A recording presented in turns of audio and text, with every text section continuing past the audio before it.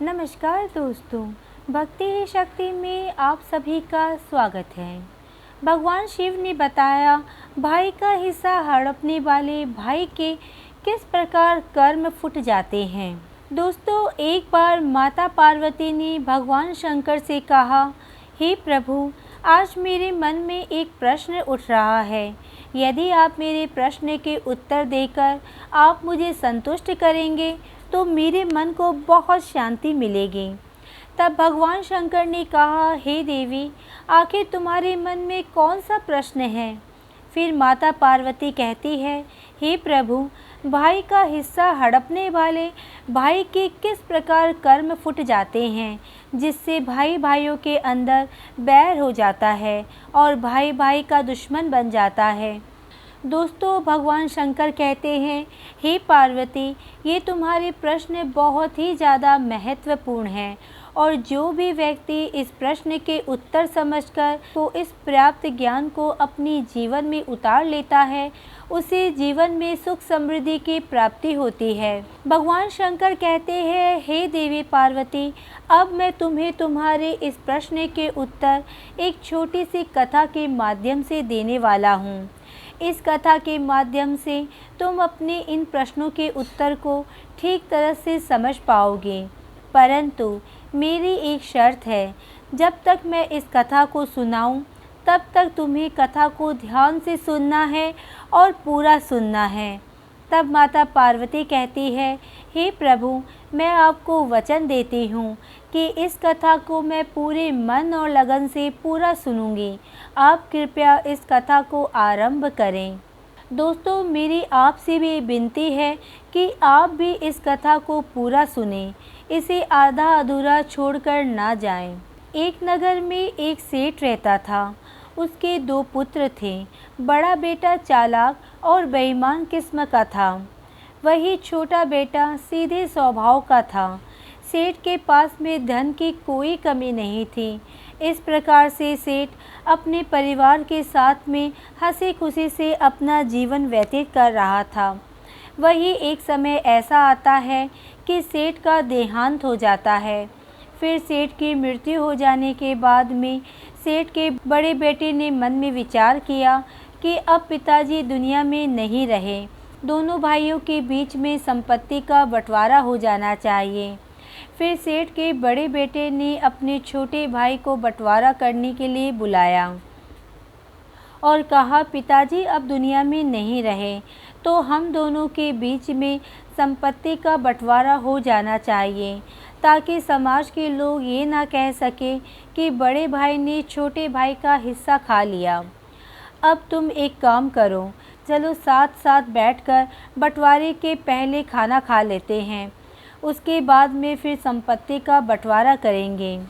दोस्तों, भगवान शंकर कहते हैं, हे पार्वती, इस प्रकार दोनों भाइयों ने साथ में खाना खाया और फिर छोटे भाई ने अपने बड़े भाई को जवाब दिया, भैया, बंटवारा आप ही कर लेते, मुझे अपना हिस्सा दे देते, बाकी आप रख लेते, मुझे बुलाने की क्या ज़रूरत थी।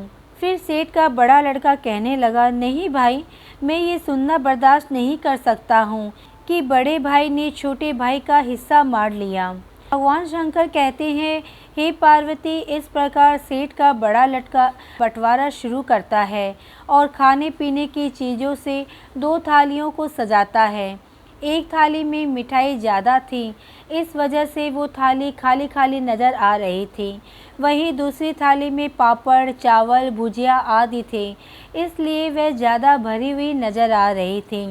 जो थाली खाली खाली दिखाई पड़ रही थी, उसमें कीमती मिठाइयाँ, दूध, पाक, मलाई बर्फ़ी आदि रखी हुई थी।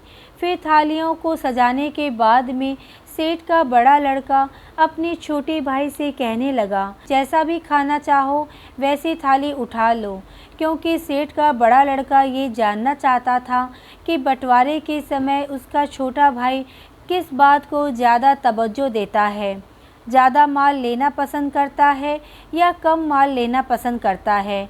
क्योंकि सेठ के छोटे लड़के को मीठा खाना कम पसंद था, इसलिए उसने पापड़ भुजिया वाली थाली उठा ली और कहा, भैया, मुझे ये खाना पसंद है, ऐसा कहते हुए छोटा भाई खाना खाने लगा। इस प्रकार सेठ का बड़ा लड़का समझ गया कि मेरे छोटे भाई को ज़्यादा माल चाहिए, वो लालची है, इस कारण उसने ज़्यादा खाना भरी हुई थाली ली है। अब बंटवारे में मज़ा आएगा। और फिर ऐसा सोचते हुए सेठ के बड़े लड़के ने बंटवारे के लिए नई तरकीब सोच ली। और फिर खाना खा करके दोनों भाई कमरे में पहुँचे। फिर बड़े भाई ने घर के सामान के 2 हिस्से किए और फिर अपने छोटे भाई से कहा, इस सामान में से कौन सा सामान चाहिए। वही अपने बड़े भाई की बात को सुन करके छोटे भाई ने सामने रखे हुए सामान की ओर इशारा किया। एक तरफ घरेलू उपयोग की कीमती चीज़ें रखी थी, वहीं दूसरी तरफ सामान दिखने में ज़्यादा लग रहा था मगर साधारण वस्तुएं थीं। इस प्रकार सामान का बंटवारा देख करके सेठ के छोटे बेटे ने सोचा, बड़े भाई के पास में ये सारी कीमती चीज़ें नहीं हैं, मेरे पास तो पहले से ही है, मैं इनका क्या करूँगा। इसलिए सारी कीमती चीज़ें जो घर में उपयोग की जाती है भाई साहब के पास ही रहनी चाहिए, क्योंकि बड़े भाई का परिवार भी बड़ा है। और ऐसा सोचते हुए सेठ के छोटे बेटे ने बड़े ढेर की ओर इशारा करके कहा, भाई मुझे ये वाला ढेर चाहिए। फिर तो सेठ का बड़ा लड़का मुस्कुराया और कहने लगा, जैसे तेरी मर्जी। फिर यूँ मत कहना कि बड़े भाई ने बंटवारा ठीक से नहीं किया। और फिर सेठ का बड़ा लड़का अपनी चतुराई पर मंद मंद मुस्कुराने लगा। वही सेठ का बड़ा बेटा तो ये समझ रहा था कि मैं अपने छोटे भाई की बेईमानी करके इसे पागल बना रहा हूँ, क्योंकि वह जानता था कि उसे ज़्यादा कीमती सामान प्राप्त हुआ है। इधर छोटा भाई इसलिए खुश था कि बड़े भाई का परिवार बड़ा है, वह अपने बड़े भाई की मदद कर रहा था। फिर भगवान शंकर कहते हैं कि हे पार्वती, इधर सेठ का बड़ा लड़का बंटवारे को आगे बढ़ाता और 2 पोटली बांधता है। फिर बड़े भाई ने अपने छोटे भाई से कहता है, अब इन दोनों ढेर में से तुम्हें कौन सा ढेर पसंद है वही उठा लो। इन दोनों पोटलियों में माताजी के जेवर है।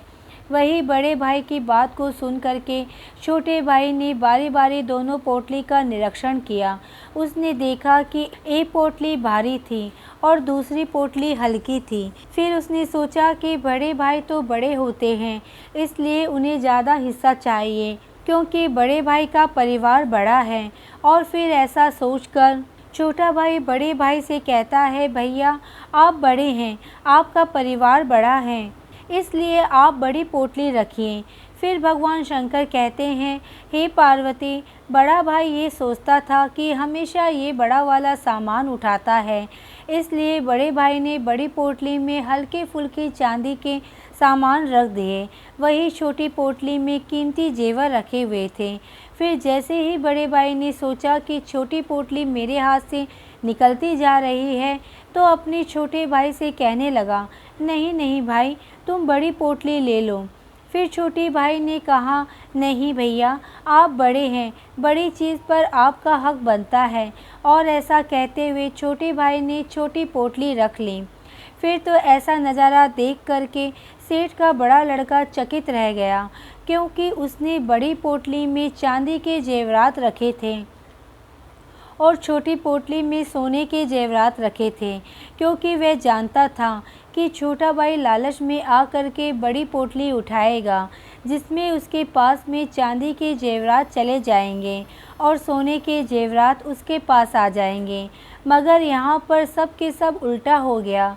फिर दोस्तों भगवान शंकर कहते हैं, हे पार्वती, इस पर सेठ के बड़े लड़के ने अपने छोटे भाई से कहा, इस बार तू बंटवारा करना, नहीं तो लोग कहेंगे कि बड़े भाई ने बंटवारा करके छोटे भाई को ठग लिया है। क्योंकि बड़े भाई ने सोचा छोटा भाई बंटवारा करेगा तो फिर मैं उठाऊंगा, परंतु इधर छोटे भाई का हृदय कोमल था, वह बड़े भाई का हित चाहता था। क्योंकि बड़े भाई के बच्चे ज़्यादा थे, इसलिए छोटा भाई चाहता था कि ज़मीन का ज़्यादा हिस्सा बड़े भाई साहब को मिले। इसलिए वो अपने बड़े भाई को अपने पैतृक घर में ले गया और अपने बड़े भाई से कहा, भाई ये अपना पैतृक मकान है, पिताजी ने आपके जाने के बाद में इसे बनाया था। फिर तो सेठ के बड़े लड़के ने देखा कि एक और 2 मकान और 3 मंजिल भवन खड़ा है, वहीं दूसरी ओर एक दुकान के पास से अंदर जाने का गेट है, यानी एक और तो वह बहुमंजिल भवन के साथ 2 दुकानें बनी हुई है, वहीं दूसरी ओर एक दुकान और पीछे जाने का गेट है। भगवान शंकर कहते हैं कि पार्वती बड़ा भाई नहीं चाहता था कि जेवरात की तरह वह ठगा जाए, इसलिए उसने छोटे भाई से कहा, तुम ही बताओ मुझे कौन सा हिस्सा लेना चाहिए। फिर तो छोटा भाई कहने लगा, भैया मेरी राय में आप दूसरा हिस्सा ले लीजिए। वही छोटे भाई की बात को सुन करके बड़ा भाई सोचने लगता है, ये तो छोटा भाई होकर भी बड़े भाई को ठगना चाहता है, स्वयं तो बहुमंजिल मकान और 2 दुकान हड़पना चाहता है। ऐसा सोचते हुए बड़े भाई ने छोटे भाई से कहा, मेरा परिवार बड़ा है, इसलिए मैं चाहता हूँ कि ये बहुमंजिल मकान वाला हिस्सा मैं ले लूँ।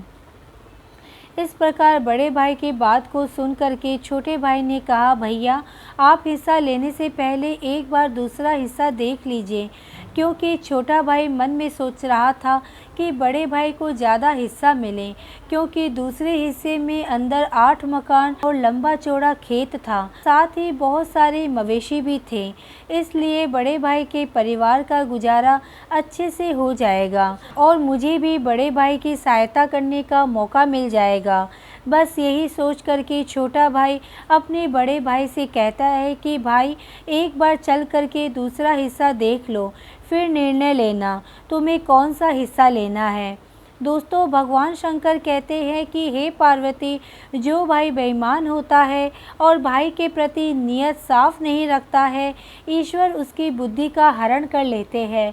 फिर सेठ के बड़े लड़के की बुद्धि खराब हो गई और वह सोचने लगा कि छोटा भाई उसे ठगना चाहता है, इसलिए बड़े भाई ने कहा, मुझे कुछ नहीं देखना, ये दूसरा हिस्सा तेरा रहा और पहला हिस्सा मेरे पास रहेगा।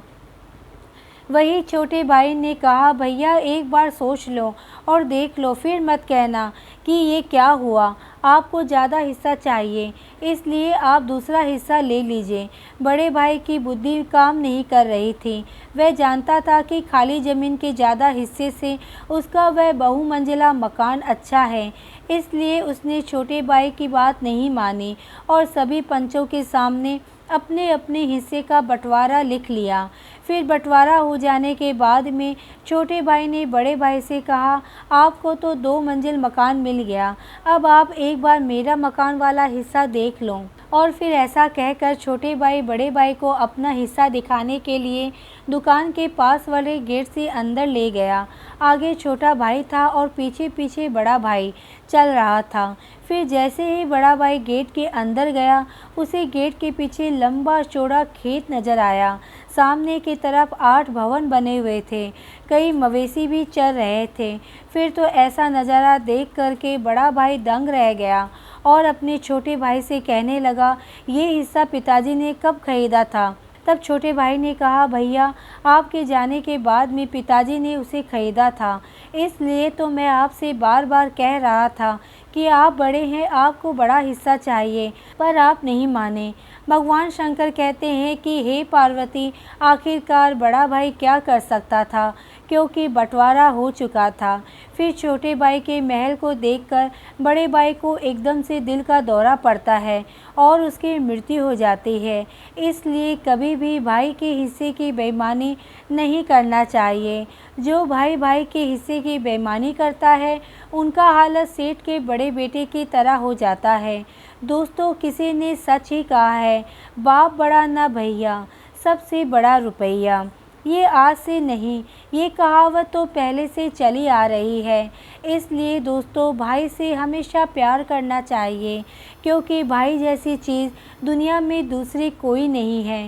कहते हैं ना, जिस घर में भाई भाई का प्यार बना रहता है, वह घर स्वर्ग बन जाता है। इसलिए दोस्तों, हमेशा भाई के साथ मिलकर रहना चाहिए। आज के वीडियो में बस इतना ही। अगर आपने मुझे अब तक सब्सक्राइब नहीं किया है तो सब्सक्राइब ज़रूर करें, कमेंट और लाइक करना ना भूलें। इसी कामना के साथ कि आप हमेशा खुश रहें, स्वस्थ रहें